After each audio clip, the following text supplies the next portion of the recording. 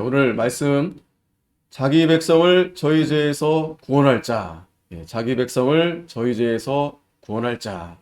오늘 본문 21절에 보면 아들을 낳으리니 이름을 예수라 하라. 이는 그가 자기 백성을 저희 죄에서 구원할 자이심이라 하니라. 아멘.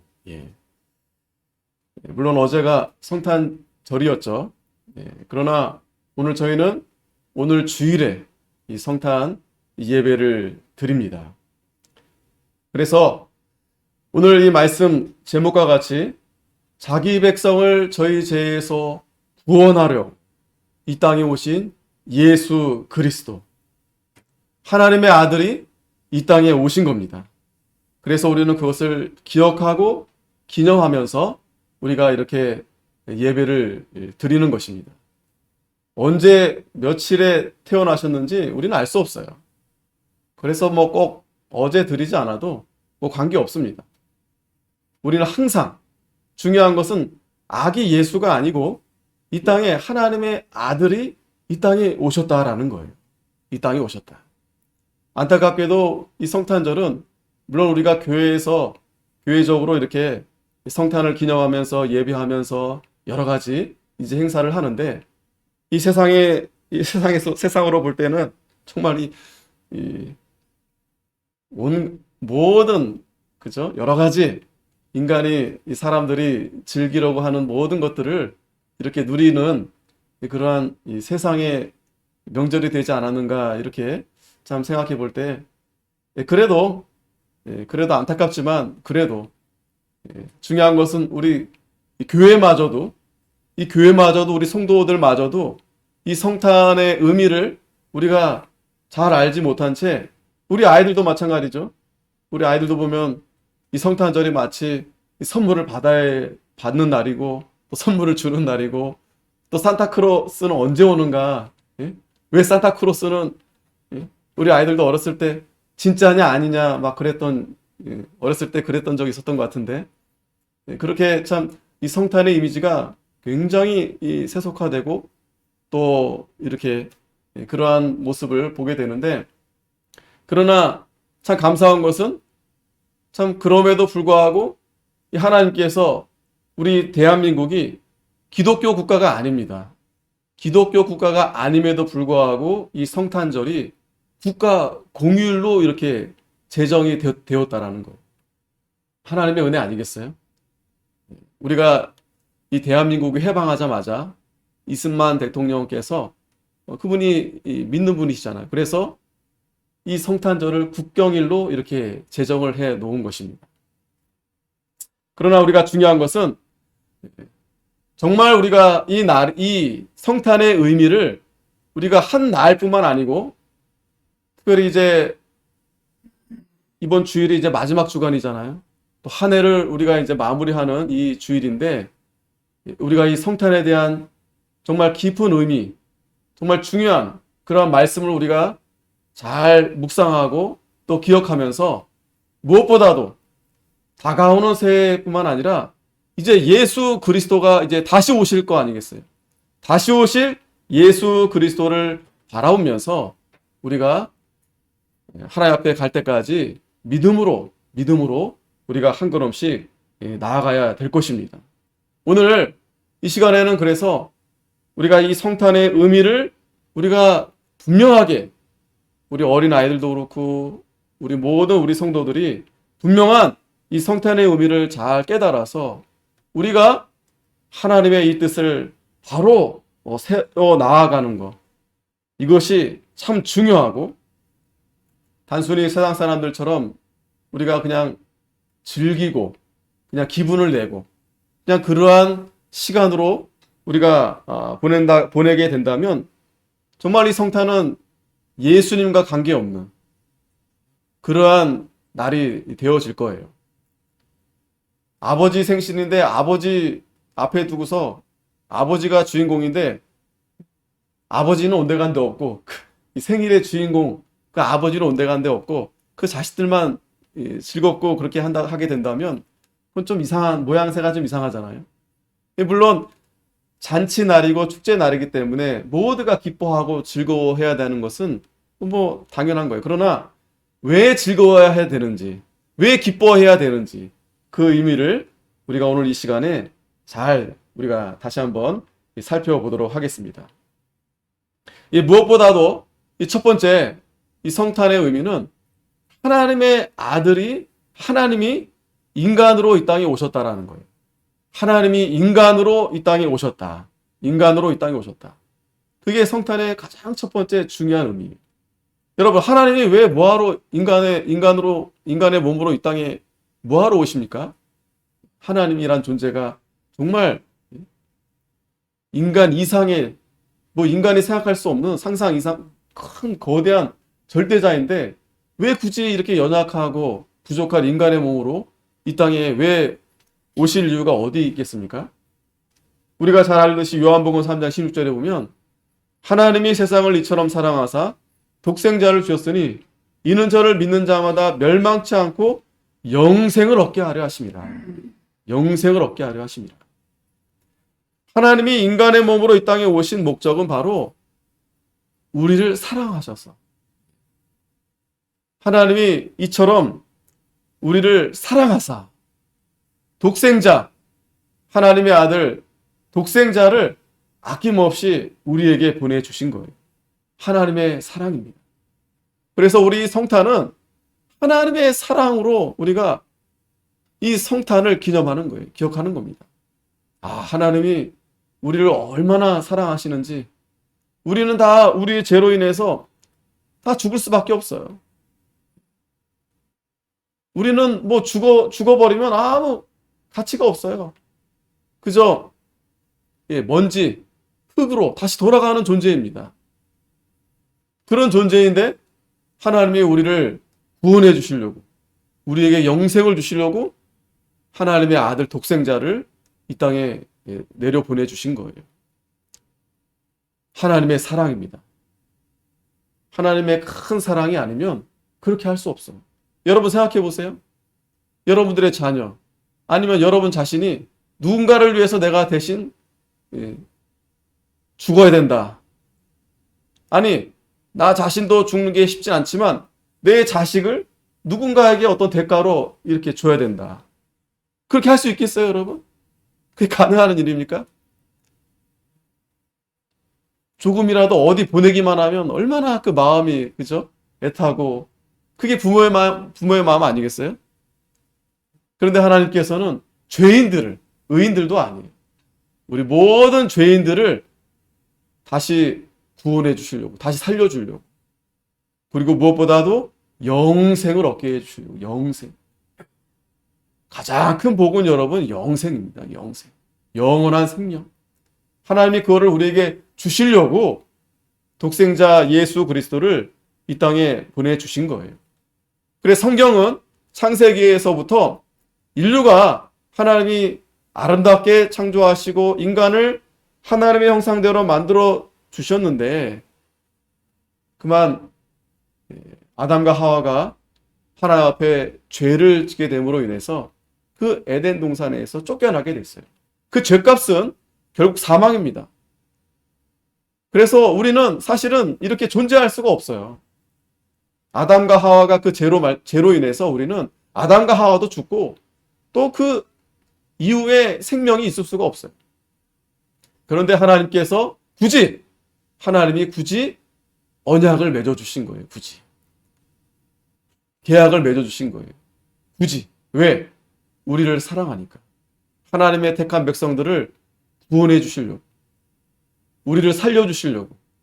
우리와 다시 하나님과 영원한 곳에서 우리와 함께 다시 살게 하시려고 하나님이 언약해 주신 거예요. 우리가 잘 알듯이 창세기 3장 15절에 내가 너로 여자와 원수가 되게 하고 너희 후손도 여자의 후손과 원수가 되게 하리니 여자의 후손은 내 머리를 상하게 할 것이요 너는 그의 발꿈치를 상하게 할 것이니라 하시고, 이 창세기 3장 15절이 최초의 복음이에요. 최초의 복음. 이 사탄의 미혹에 그만 이 하와가 범죄하고 아담도 같이 이렇게 죄를 짓게 된 거 아니겠어요? 이때 하나님께서 다시 너희들을 구원해 주실 말씀을 해 주시는 거예요. 그래서 여자의 후손이 내 머리를 상하게 할 것이다 라고 했잖아요. 여기 내 머리는 바로 사탄을 가리키는 거예요. 뱀의 머리인데 이 여자의 후손, 바로 이 하와의 후손 가운데서 누가 나시냐면 예수 그리스도. 예수 그리스도가 이 사탄의 머리를 다 상하게 하고, 그리고 예수 그리스도로 인해서 우리의 모든 죄를 다시 사해 주시고 우리에게 영생을 주시고 하나님의 자녀로 삼아 주시겠다. 이렇게 언약을 맺어 주신 겁니다. 그리고 하나님께서는 이 언약, 이 여인의 후손, 약속의 자녀들을 하나님께서 이어가게 하시기 위해서 누구를 부르십니까? 아브라함을 부르시는 거예요. 창세기 15장 5절. 하나님이 아브라함을 부르시죠. 12장에 아브라함을 부르셔서 너는 본토 친척 아비 집을 떠나 내가 내게 지시한 땅으로 가라. 아브라함이 순종을 합니다. 그래서 하나님이 아브라함에게 어떤 약속을 하시느냐? 그를 이끌고 밖으로 나아가 가라사대 하늘을 우러러 무뼈를 셀 수 있나 보라. 또 그에게 이르시되 내 자손이 이와 같으리라. 이와 같으리라. 지난주도 이렇게 산에 가서 하늘을 보는데 달이 밝더라고. 별도 좀 보이긴 하는데 그래도 생각보다 별이 좀 아주 시골에 가야 별이 좀 많이 보이곤 하는데, 어찌됐든 별이 얼마나 많습니까? 우리 눈에 그렇게 잘 보이지 않을 뿐이지 별이 얼마나 많습니까? 그런데 하나님이 아브라함에게 내가 내 자손이 이렇게 셀 수 없을 정도로 그렇게 너에게 주겠다라는 거예요. 이때 아브라함은 자식이 하나도 없어요. 무자식입니다. 무자식. 그런데 하나님이 이런 약속을 해주신 거예요. 더욱이 나이가 75세 이주에서 할아버지가 다 됐고 또 아내 사례도 마찬가지입니다. 이미 끊어졌어요. 그런데 하나님이 언약을 아브라함과 이렇게 맺으신 겁니다. 그러나 아브라함이 여호와를 믿으니 여호와께서 이를 그의 의로 여기셨다. 아브라함이 믿었어요. 어떻게 아브라함이 하나님을 믿었는가 하면 로마서 4장에 잘 말씀이 나옵니다. 하나님은 없는 것도 있게 하시고 죽은 자도 다시 살리시고, 그 하나님을 믿어서 그가 나이가 많아서 몸이 쇠해졌지만 그러나 의심하지 않았다 그랬어요. 그 하나님의 약속을 의심하지 않았다. 그게 바로 믿음입니다. 그게 믿음이에요. 하나님은 절대 변치 않습니다. 하나님 한번 말씀하신 것 그대로 하나님은 반드시 이행하시는 분이세요. 누가 자꾸 변하느냐? 우리가 변해, 우리가. 우리가 자꾸 변할 뿐이지 하나님은 결코 변치 않으시는 분이세요. 아브라함이 그 하나님을 믿은 겁니다. 그래서 또 그에게 이르시되 나는 이 땅을 내게 주어 업을 삼게 하려고 너를 갈대아 우르에서 이끌어낸 여호와로라. 이 땅, 어떤 땅이에요? 젖과 꿀이 흐르는 가나안 땅이죠. 하나님이 이스라엘 백성들로 하여금 하나님의 백성, 하나님이 거할 그 초소 이스라엘 땅을 하나님께서 아브라함을 통해서 앞으로 그 땅을 내게 주고, 그리고 나라를 세워주시고 하나님의 백성을 이렇게 세워주실 것을 아브라함에게 약속하신 겁니다. 그리고 이 약속대로 하나님께서 이스라엘의, 우리가 사무엘상 보고 있잖아요. 초대 왕은 물론 사울이지만 다윗, 하나님이 다윗을 왕으로 세우시고, 이사야 9장 7절에 보면 그 정사와 평강의 더함이 무궁하며 또 다윗의 위에 앉아서 그 나라를 굳게 세우고 자금 이후 영원토록 공평과 정의로 그것을 보존하실 것이라. 만군의 여호와 열심히 이를 이루시리라. 아브라함에게 약속한 대로 하나님이 그 땅을 주시고 또 그 땅에서 나라를 세우게 하시고 또 하나님 마음에 합한 그 왕을 세워주신 거예요. 그래서 이사야 11장 1절에 보면 이새의 줄기에서 한 싹이 나며 그 뿌리에 한 가지가 나서 결실할 것이요. 이 예언대로 다윗의 후손 가운데 오늘 예수 그리스도가 이제 나신 겁니다. 자, 거기에 대한 오늘 이 족보가 오늘 마태복음 1장에 이제 기록이 되어 있는 거예요. 아까 성경 봉독할 때는 좀 생략했지만 1장 1절에 보면 아브라함과 다윗의 자손 예수 그리스도의 세계라. 이렇게 마태복음은 신약 성경은 이렇게 시작을 합니다. 구약에서 하나님이 예언하신 대로 그 메시아, 이스라엘 백성들이 오매불망 그렇게 기대하고 고대하던 그 예수 그리스도가 바로 아브라함과 다윗의 자손을 통해서. 그런데 그 계대가, 그 세계가, 그 족보가 바로 예수 그리스도의 세계다라는 거예요. 이거는 뭐냐면 예수님이 하나님의 아들이신데 분명한 역사적으로 이 땅에 오셨다라는 것을 이 성경에 기록해 두신 거예요.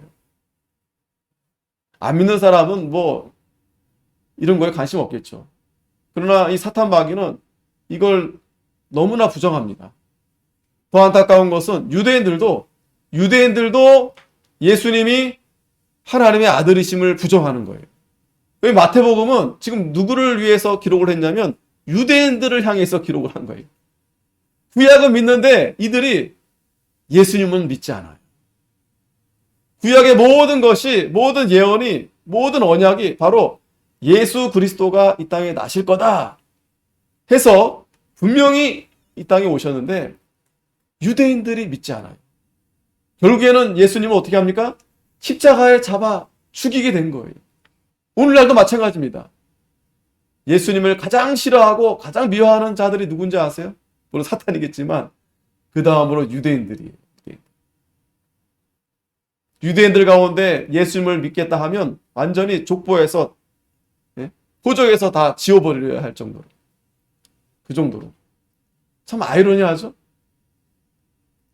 그들의 조상이 누굽니까? 다윗의 후손이고 아브라함의 후손들이에요. 그런데 예수는 믿지 않는 거예요. 인정하지 않는 거예요. 그래서 성경은 마태가 분명하게 예수 그리스도의 세계라, 다윗의 후손으로, 아브라함의 후손으로 나신 것을 이 성경에 기록해 두신 겁니다. 그래서 2절부터 15절에는 그 족보 14대, 14대, 14대 이렇게 나눠서 이렇게 기록이 되어 있는데 그걸 다 기록할 수 없어요. 그래서 마태는 여기에 이제 빠진 사람도 있고 한데 이제 하나님이 그 믿음의 계대, 믿음의 약속대로 이렇게 성경의 그 인물들을, 주요한 인물들을 이렇게 빠져서는 안 되는 인물들을 기록해 두신 겁니다. 그리고 그렇게 낳고 해서 16절에 야곱은 마리아의 남편 요셉을 낳았으니 마리아에게서 그리스도라 칭하는 예수가 나시니라. 예. 자, 분명하게 하나님이 인간으로 오셨다라는 것을 이 성경에 분명하게 기록하신 거예요. 여기 재미있는 거는요, 보니까 우리가 너무 잘 아는 거죠. 너무나 잘 아는 말씀이죠. 예수님의 아버지는 요셉이죠. 그죠? 예수님의 어머니는 마리아입니다. 그런데 여기서 보면 야곱은 마리아의 남편 요셉을 낳았다 그랬어요. 뭔가 여러분 익숙한 이름들 아닙니까? 우리가 여기서 예수님의 아버지 이렇게 할아버지 이렇게 보니까 요셉이 당연히 아버지, 예수님의 아버지라 생각이 되는데 원래 그 이름이 어디서 난 이름입니까? 누구의 아들입니까? 이삭의 아들이 야곱이죠. 원래 이 조상 때 야곱의 아들이 요셉이잖아요. 그렇죠? 재밌는 거는요. 원래 이 유다 자손을 통해서 베들레헴에서 이 예수 그리스도가 나시는 거예요. 그러니까 예수님은 사실은 이제 유다 자손입니다. 유다 12지파 중에 유다 자손이에요. 뭐 사실 12지파가 다 야곱, 이삭, 아브라함의 자손이긴 하지만 그 가운데 유다 지파에서 예수님이 나신 겁니다. 그런데 지금 성경에는 이 예수님의 아버지 이름이 뭐예요? 요셉. 왜 요셉인가 생각해 봤더니 그 창세기에 보면은 이제 야곱이 요셉에게 이제 축복을 합니다. 죽기 전에. 그때 뭐라 말하냐면 그때 이스라엘의 목자가 낳을 거다라는 축복을 하는 거예요. 요셉에게. 요셉에게. 그러니까 실제적으로는 유다 지파에서 예수가 나셨지만 그러나 지금 뭐예요? 굳이 지금 성경에는 예수님의 아버지가 이름이 요셉인 거예요. 만약에 여러분 이렇게 그러니까 선조들의 이름을 그대로 따는 건 뭐 당연한 거예요. 우리도 그렇잖아요. 우리도 이름이 다 비슷합니다. 좋은 이름들은 다 갖다 씁니다. 그죠? 미국 사람들도 그렇죠. 뭐 아브라함, 다 아브라함, 마리아, 메리 다 씁니다. 그런데 만일에 여러분 여기서 요셉이 아니고 유다였다. 그러면 너무 자연스럽잖아요. 그죠? 유다. 그런데 요셉으로 이렇게 기록됩니다. 요셉. 사실 어떻게 보면은 이스라엘 지파는 이 남유다와 북이스라엘인데 이 북이스라엘은 사실은 대부분이 이 에브라임과 므낫세 지파, 요셉 지파가 대부분 요셉 지파. 그래서 그냥 여러분들이 그냥 참고하시라고. 아주 중요한 내용은 아니지만 이 요셉이 예수님의 아버지의 이름이었구나. 그리고 또 이 마리아도 마찬가지예요. 마리아. 우린 마리아 너무 흔하죠. 가수도 뭐 마리아도 있고 뭐 다. 영어 이름은 메리죠. 메리. 동네 개 이름도 메리고 뭐 메리아 이름이 이제 많은데 이 성경에서 이 마리아란 이름이 어디서 이렇게 시작이 됐을까 보니까 이 마리아도 참 좋은 이름이에요. 거슬러 올라가 보면 이 히브리어의 단어에 보면 이 모세의 누이가 미리암의 이름이 바로 마리아예요. 미리암. 자음만 보세요. 자음. 그러니까 히브리어는 자음이 중요합니다. 원래 자음만 있었어요. 미음, 니으라. 그죠?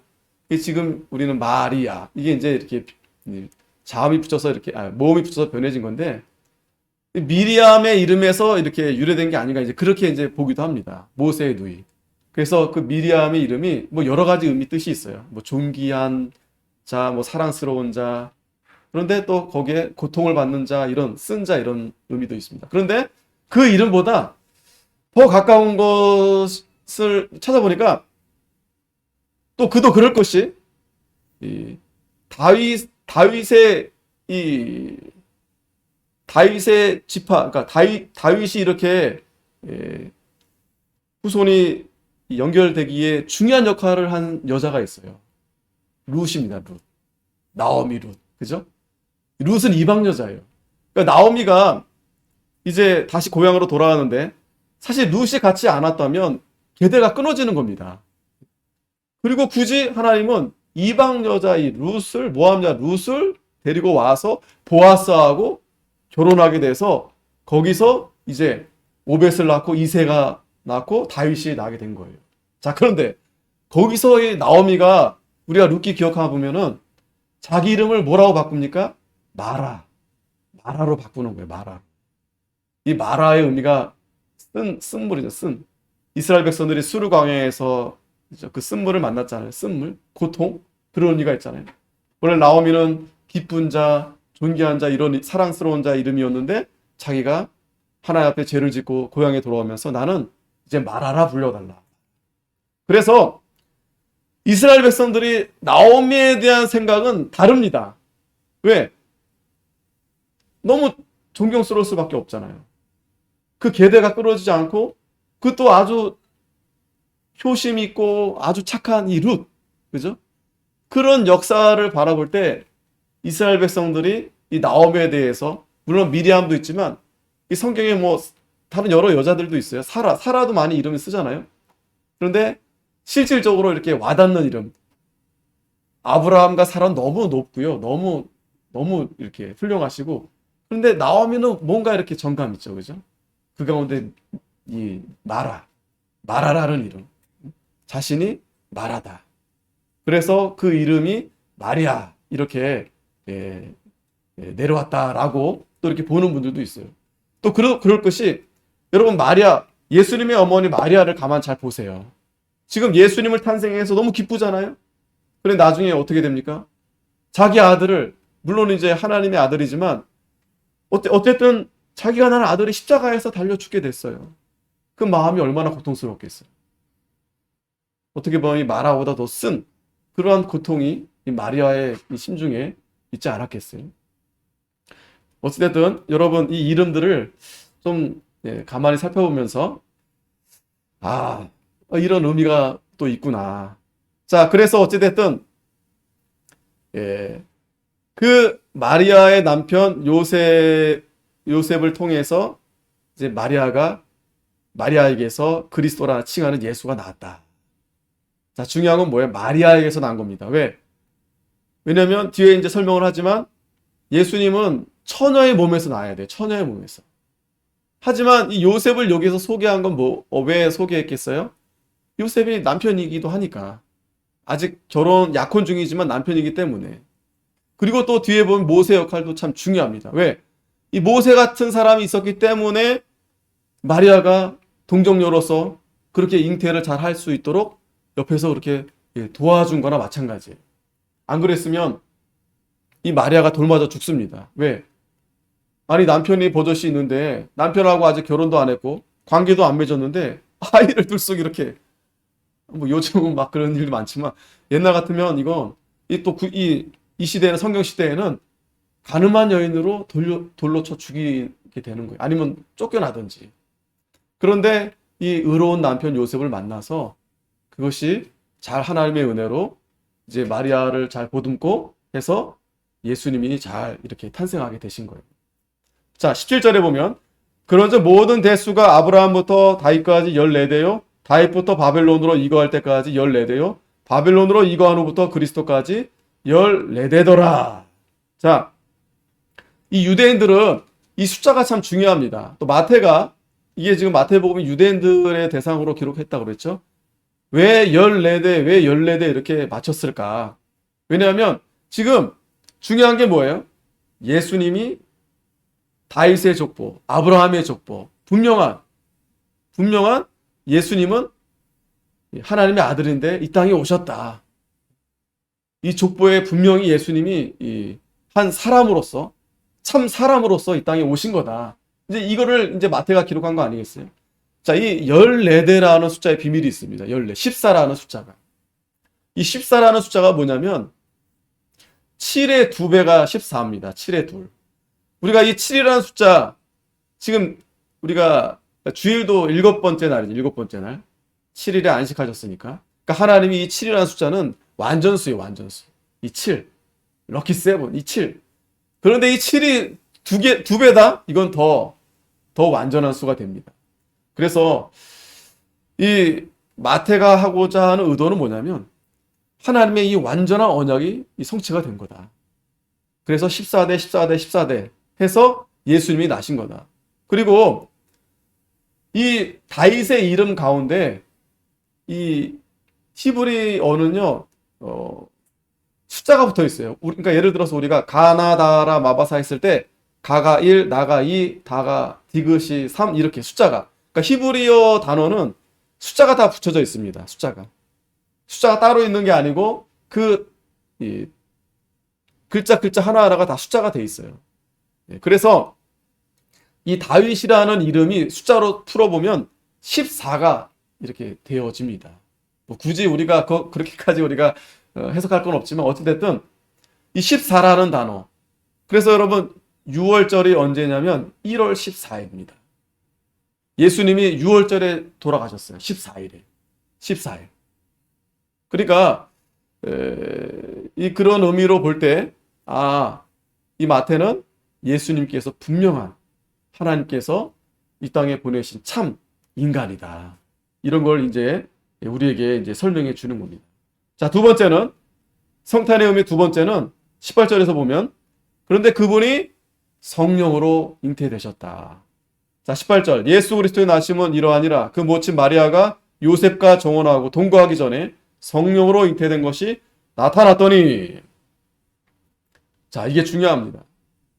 지금도 예수님을 하나님의 아들로 인정하지 않는 그런 이단들이 많고 또 오늘날 우리와 비슷한 장로교 하지만 이 교회 안에서도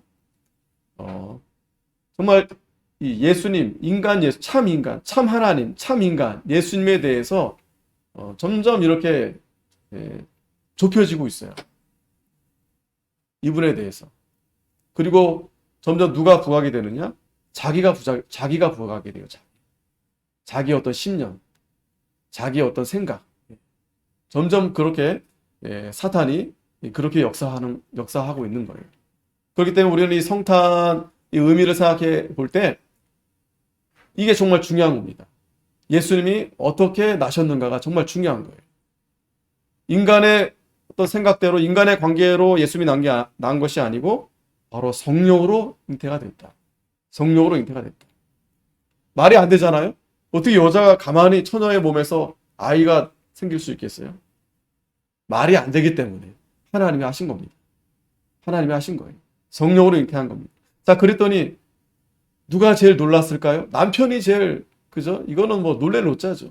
19절에 그 남편 요셉은 의로운 사람이라 저를 드러내지 아니하고 가만히 끊고자 하여. 자, 요셉이 만약에 여기서 오해하고 또 의심하고 그리고 아마 마리아를 내쳤다면 성경은 요셉 이름이 아마 지워졌을 거예요.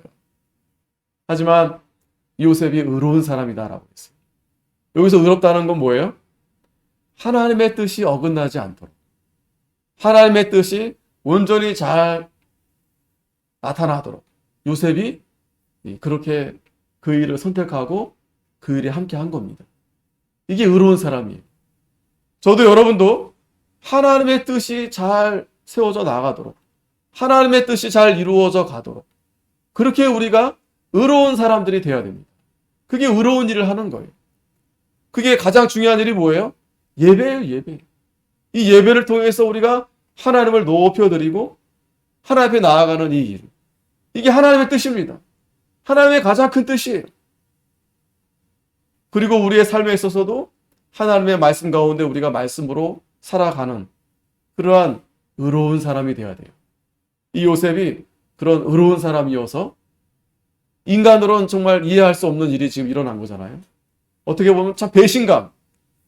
이 여자가 어디 가가지고 아이를 만들어서 또 분노도 나타날 수 있고 그런데 그걸 누르는 거예요. 참고 그리고 자기 생각, 자기 뜻은 다 내려놓고 하나님의 뜻. 하나님의 뜻이 어디 있을까? 하나님의 뜻이 무엇일까? 했더니 그 밤에 하나님이 나타나서 말씀해 주시는 거예요. 이 일을 생각할 때, 자 보세요. 이 일을 생각할 때 요셉이 참 이 일이 참 엄청난 일 아니겠어요? 그러니까 이 일을 깊이 생각하는 겁니다. 묵상하는 겁니다. 했더니 주의 사자가 현명하여 가로되 다윗의 자손 요셉아 내 아내 마리아 데려오기를 무서워 말라. 저에게 잉태된 자는 성령으로 된 것이다. 주의 천사가 요셉에게 알려주신 거예요.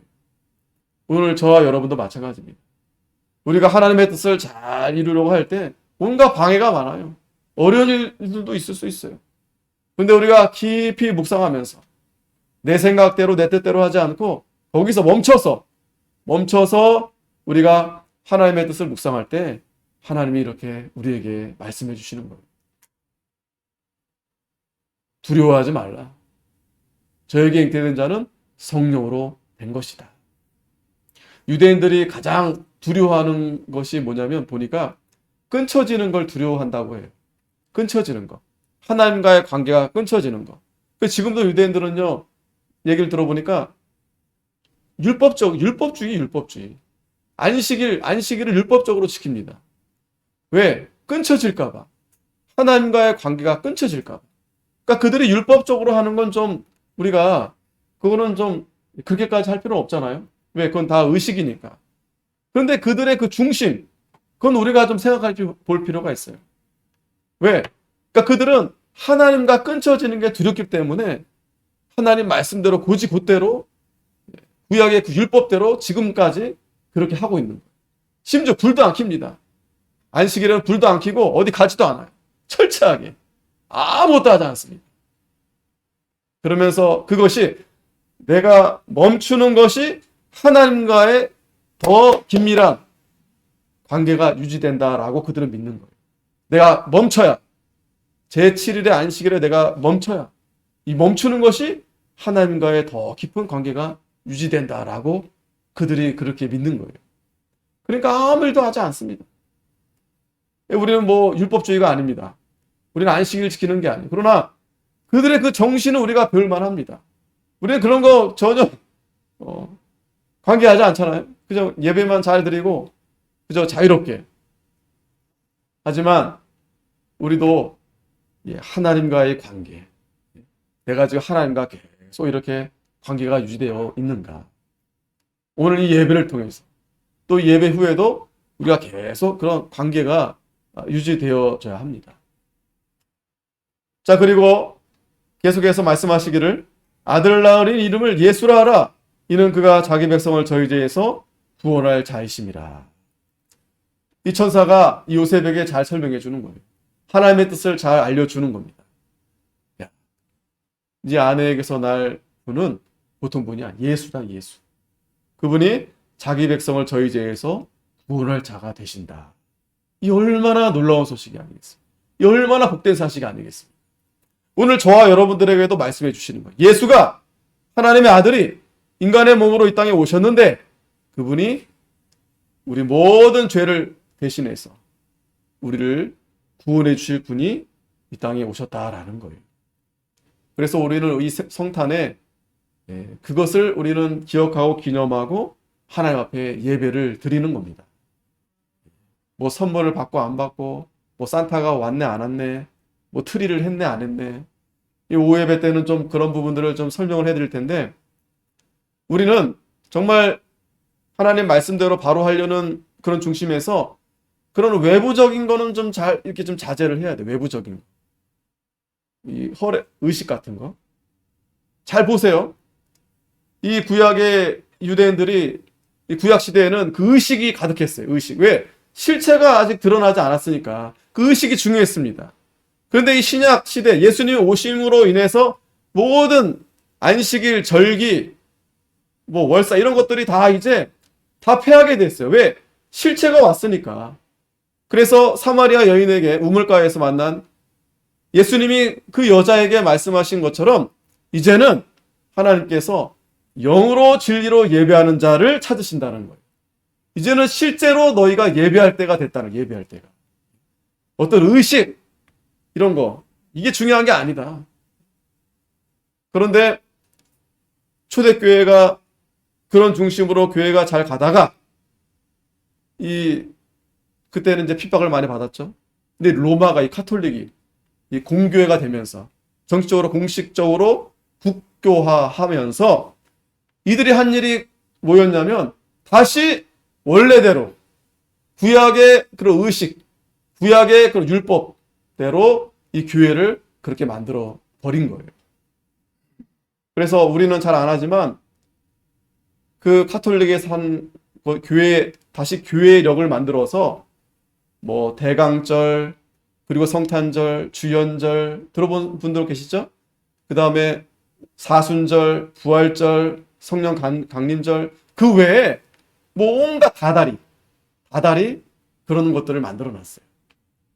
그런 것들. 왜 그런 걸 만들었겠어요? 자신들이 다시 레위 제사장으로 다시 돌아가는 거예요. 그러면서 그렇게 함으로 인해서 교회를 더 물론 이제 명목은 예수님을 기린다, 교회를 더 세운다 하는 명목으로 하지만 결국에는 유대인의 절기 때 중요한 게 뭔지 아세요? 유대인의 절기 때 성도들이 빈손으로 나오지 않아야 돼요. 그들이 가져온 모든 헌물, 여러 가지 곡식들 또 다 이런 것들을 교회에 바쳐야 되는 거예요. 그런데 그게 여러분 중요한 의미가 있습니다. 빈손으로 나오지 말라는 것은 하나님께서 감사함으로 나오라는 거예요.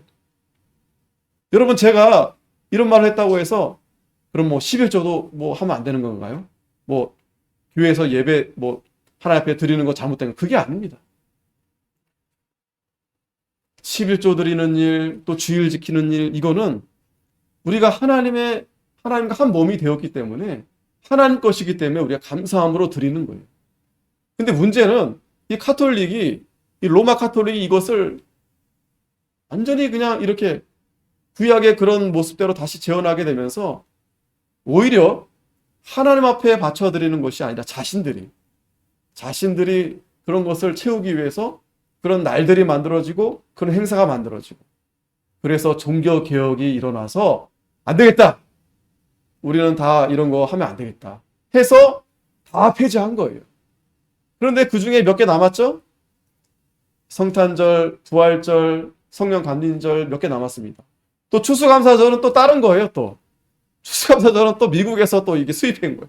이따 오해 때 제가 잘 설명해 드리겠지만, 어찌됐든, 이 중요한 것은 종교개혁 하시는 분들이, 야, 이게 우리가 예수님 중심으로 가야 되겠는데, 이 카톨릭이 예수님으로 가는 게 아니라 다시 자기 중심으로 가고, 세상 중심으로 가게 된 거예요. 이걸 다 개혁하면서 다시 우리는 말씀으로 간다. 말씀으로 돌아간다. 그런데 이제 그렇게 하려다 보니까 막 여기저기서 이제 성도들이 이제 반발, 적응이 잘 안 되는 거예요. 했던 걸 수많은 걸 다 했는데 이걸 안 해다 보니까. 아유, 이제 그런 거죠. 어제 우리가 성탄절을 드렸어야 되는데 갑자기 안 해버리니까 이상해진 거죠. 그러면서 종교개혁자들이 한 취지가 뭐냐면 우리가 그 성탄의 의미, 부활의 의미, 이것은 우리가 주일에 다 이제 한다, 주일에. 그러니까 그 기간에, 그 주일날에 그것을 기념하면서 우리가 예배는 드린다. 하지만 우리가 평일에는 그런 절기로서 그렇게 하지 않겠다. 그래서 종교개혁자들의 중심이 뭐냐면 예수님께서 이 신약시대, 이 신약 성경을 봐도 그런 모든 절기, 안식 이런 것이 다 어디로 가게 되냐면 안식 후 첫날로 가게 돼요. 주일날로 가게 돼요, 주일. 이 주일날. 그러니까 여러분 이 주일날이 가장 큰 날입니다.